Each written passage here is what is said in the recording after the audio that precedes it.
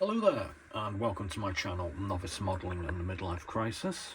My name is Andy and I'm the Novice Modeller, and today we're doing a kit comparison review where we're going to be looking at a classic 1970s SDKFZ2 Kettenkraftrad by Tamiya, kit number 35029, and we're going to be having a look at its modern counterpart, the more recently released 2021 35377 Kettenkraftrad also, because we're going to try and have a look at the basic differences between these two vehicles. Now, I've got to be quite honest with you, this is probably, in my humble opinion, one of the most awesome little vehicles from the World War II era, and whichever one of these you have, if you haven't got them, you should get probably this one. I think they're an absolute joy to look at, and I'm sure a joy to build.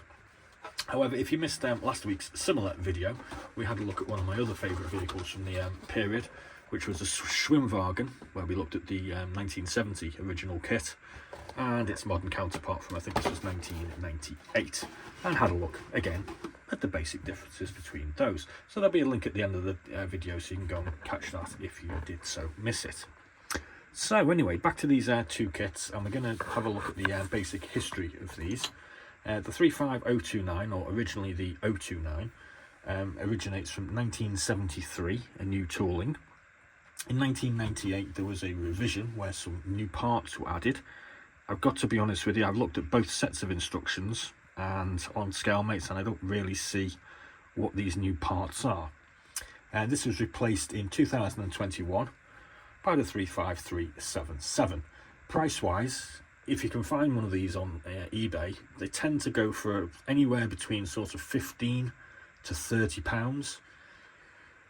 I mean, I'm particularly kind of become interested in the older kits, so whether or not you want to go down this avenue for buying one of these is debatable, to be honest with you, and hopefully this will give you some indications as to maybe which one you should or shouldn't go for in the end.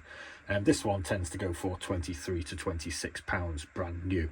You can generally pick them up a little bit cheaper than that, sort of second hand. So we're going to have a look at the basic parts that come with this, and we'll have a quick peruse of the instructions and the other literature that comes with it as well.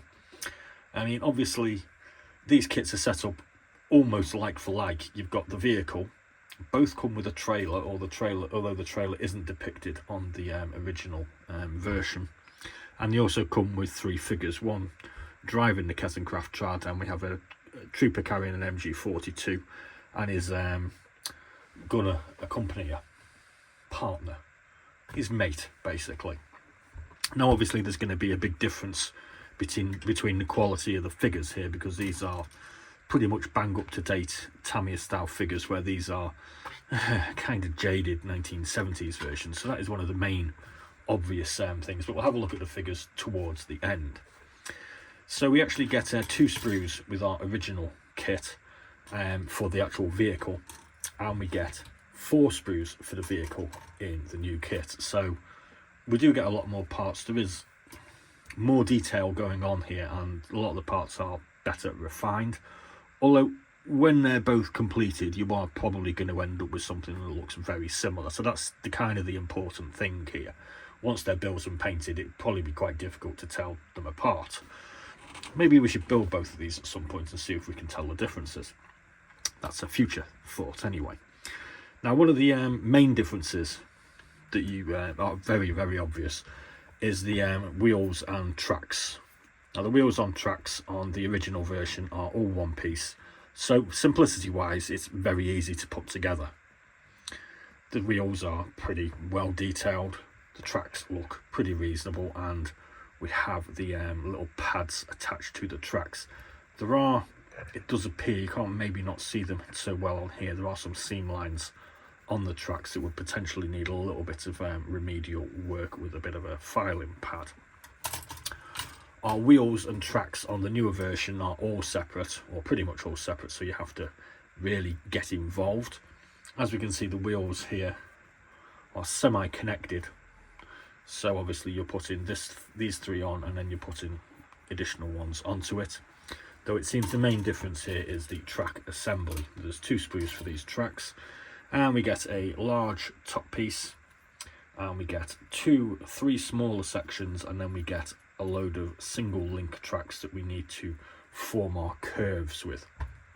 We also get a lot of the little pads to attach to the tracks, which I don't know, it kind of seems like slightly unnecessary, but I know a lot of people don't like smaller parts, but it is a challenge. They all seem to have very nice mounting points both on the track pad and on the track itself. You can just about see it there. So all these little bits do look kind of daunting to me, a bit of a novice and someone that's never really had to go at these build it yourself tracks. But actually, when you think about it, it's probably not that hard of an issue. I mean, obviously doing these single tracks, that's going to take a bit of practice. But I think if you're going to try a vehicle with, push yourself with these sort of build yourself tracks, this is an ideal one to start with, because it is quite fiddly, but comparatively it's inexpensive to a bigger sort of 40 quid tank, should we say. One definite thing that I've noticed is both of these actually come with engines, so we can probably assume that you can lift up the engine bay on both and have access to have a look at the engine. However, the engine on the new one, as we can see here, is very, very nicely detailed. The engine on our older equivalent is a little bit bland, shall we say, but it's there, so they did think about it, so that's good. Another thing that I've noticed is you can see these little rails on the sides. Now, on the older version, they are completely exposed, and these seem really handy for sort of tying things off, you know, bits of equipment or such and such. But on our newer version, let me just find it, there we go. Our rails are kind of encased. Now you can see on here they seem to have some little metal plates attached to them, but it's all kind of one big lump of metal there, and I kind of like the look of that, but I think, to be quite honest with you, I prefer that. So there's a little thing for you. We get a little canvas tarp to put on both kits. This one is quite nicely detailed. Let me find our older equivalent. And again, this one looks a little bit bland. Wheels on both look pretty good. They're the old versions. These are the new versions. I mean, obviously these are better detailed, but these aren't that bad at all, I don't think. Perfectly serviceable. Let's have a look at a few other things on here. So you've got our excuse me, you've got our handlebars here. Again, we can see some quite nice attempts at detail, springs, etc. Again, we're looking a little bit more bland on our older version. Not quite so much detail, but this is 1970s technology, so it's totally excusable in my opinion. Our front wheel, let's find the front wheel. It's quite obvious. Is a single piece on the older version. Tread looks pretty decent to me. On our newer version now, again, yeah, we're getting better definition on the tread, slightly better definition on the actual wheel pan, and you can see some nuts on there as well. So again, everything's just been sort of notched up a couple of levels. Like I said, both of these come with a canvas covered trailer. The trailer is pretty simple on the older one. It's one piece with a top. The top has some nice attempts at putting some ripples on it. There's actually some radio equipment that you can optionally put in the back. I kind of think this looks a bit like an old-fashioned record player, to be honest with you, but that's just me. And again, on this one, we get our sort of ripples. They look a little bit more varied on this one. Doesn't appear to be any radio equipment or record player with this one, though. So another little addition. We get a little tiny bit of photo etch. Again, for people like myself that are not a little bit sort of scared of using the photo etch, it's not that hard. It's a nice introduction for a very simple piece of photo etch to put on. This is a little grill that's behind the driver, keeping his backside warm from the engine that needs attaching. The grill as such on the older version, just give me a second while I find him. There he is. It's there, but obviously you can't see through it. So that's a nice little improvement with a little tiny little thing that's kind of difficult but not that hard. There are some decals with the new version. They are very simple. It's just some dials for the controls. There don't appear to be any decals in this box for the old one. I'm not sure whether the previous owner of this misplaced them or surreptitiously used them, but there doesn't appear to be any. There is a brief hint of decals on mention on the instruction book, and it does appear quite obviously that there should be a number plate with this. This new version doesn't come with any number plate at all, so we're just going to say that this one doesn't come with them. I don't really know whether it should. We can see on here that the sensor has been at this as well at some point. It's obviously a law in Germany that kind of forbids the printing of such iconography, though that's just a Wehrmacht symbol, so slightly overdone I think, but whatever. So let's have a look at the figures, because I think the figures obviously, quite obviously, are going to be the make or break on this. And obviously these are going to be better, but these are a lot more simple. We get a basic walking figure who only needs his arms and his head, his helmet attaching. Pretty similar with the other walking figure. We need to put his body on as well.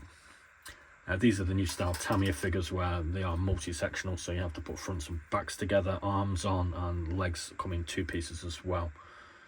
I'm not exactly certain why they do that, but I mean obviously that's going to alleviate us with the old-fashioned seam lines that used to get on legs that needed removing, I suppose, so it's a good touch.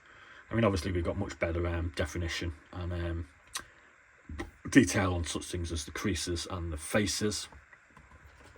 Creases on the legs, so where these are kind of splodgy and marshmallowy, these are far better defined and far nicer. So I mean that's an obvious thing. I mean looking at the front of this guy's tunic, comparing it to quite possibly his direct replacement, again much better definition, much nicer. We can see, you know, buttons and things like that which are harder to see on the older version. So I mean that's a very basic obvious thing really, isn't it? So as far as the weapons are concerned, you get a decent complement of weapons. The older version also comes with a Panzerfaust, which I don't see on the new version. I mean obviously something like the MG42 is going to be better as well, but I mean that's not bad for something that's made sort of 50 odd years ago. So there's a few of our little differences that we've picked out on these. I mean, pound for pound, it would seem that the new one is the one to go for, because, you know, even if you can pick this one up for 15 quid, it is interesting. I think it's quite interesting. And I stand by the logic that when you put the two up together, when they're built, it's probably going to be quite hard to tell the difference, but, you know, I just think the old ones are kind of fun to look at, which, if you're watching this video, I'd probably kind of assume you do as well.